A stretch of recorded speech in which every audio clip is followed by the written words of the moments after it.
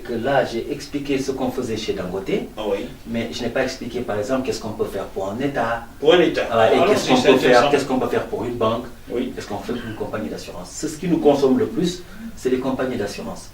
Pourquoi? Parce qu'en assurance, tu as une voiture, tu vas l'assurer, tu arrives, l'assureur te dit que la prime que tu dois payer, c'est 1000 euros. Tu te demandes, mais comment il a fait pour trouver 1000 euros?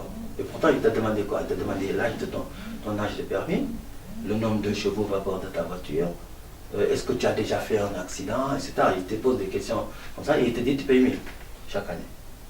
Alors lui, il n'a rien fait, c'est son actuaire qui a tarifé, qui a fait le tarif.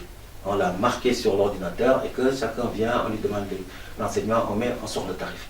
Maintenant, tu payes 1000 euros, 1000 euros, 1000 euros pendant 5 ans, tu as payé 5000 euros. La 6e année, tu passes sur l'autoroute, tu n'as pas fait attention et tu as peut-être cogné une voiture qui lui est allé cogner un camion. Le camion avait des trucs dedans, etc. Et donc il y a eu trois catastrophes comme ça et ça coûte 40 000 euros. Qu'est-ce que tu fais? Toi, tu as payé 5 000 euros. Donc l'assureur, il peut te dire, mais toi, tu m'as donné que 5 000 euros pendant 5 ans. Si tu as fait un accident de 40 000 euros, tu dois me payer. Tu dois, moi, je paye les 5 000 et toi, tu payes le reste. Non, il ne dit pas ça. Il ne dit pas ça. Il va payer les 40 000 euros. Pourquoi? Parce qu'il a mis de la provision de côté. Parce que de la même chose que tu as payé 1000, d'autres ont payé 1000, d'autres, beaucoup ont payé, mais tout le monde ne fait pas d'accident en même temps. Et donc l'actuaire fait la tarification, fait le provisionnement, c'est-à-dire garder un montant d'argent permettant de pouvoir subvenir au risque, faire face au risque. D'accord? Et donc ça, c'est ce qu'on fait dans les assurances. Dans les banques, on est dans la couverture de tous les types de risques bancaires. Donc le métier d'actuaire, c'est un métier de couverture de risque. C'est-à-dire qu'un actuaire, c'est un gestionnaire de risque long terme. Et pourquoi le métier d'actuaire commence à prendre son ampleur?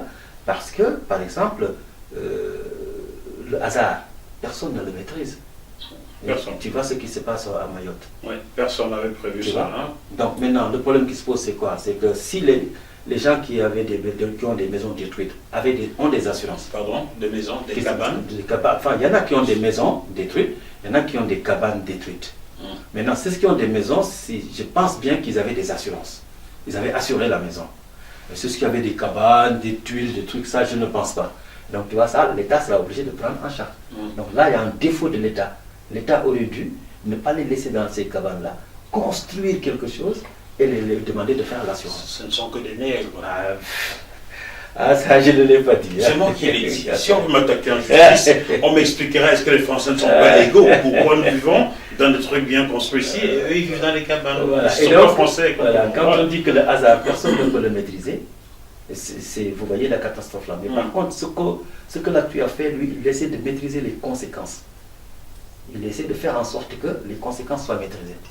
Voilà, donc c'est ça vraiment le travail. Et au niveau d'un État?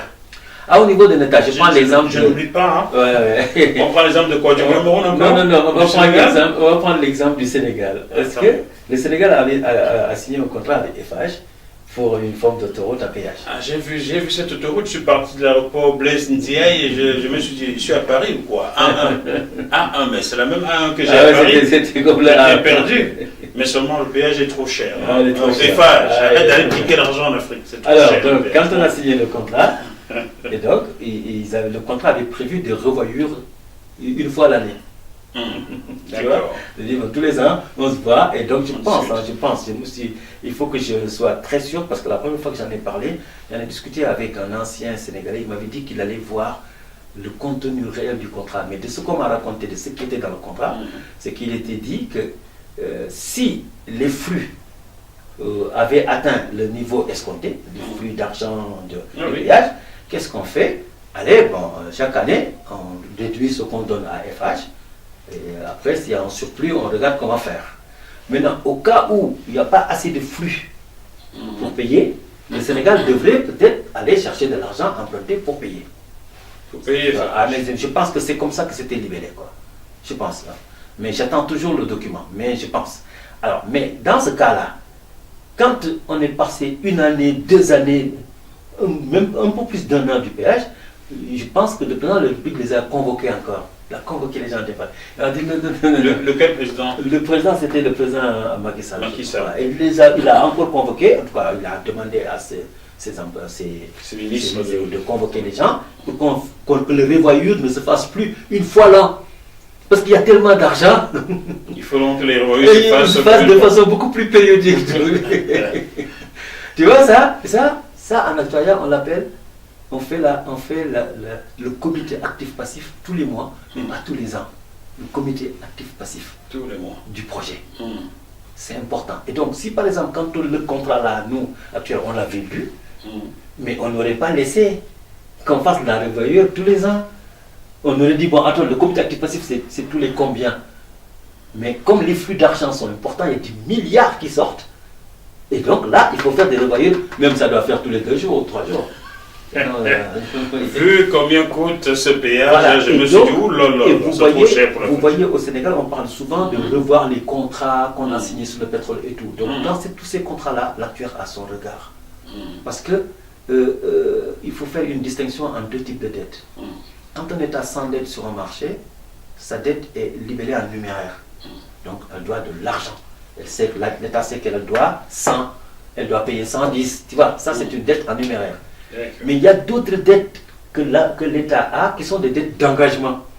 Et ça, quand on est dans un contrat comme ça à Eiffage, c'est des dettes d'engagement. Si on ne fait pas attention, quand la dette d'engagement se déclenche en dette numéraire, on convertit en argent, ça devient trop cher.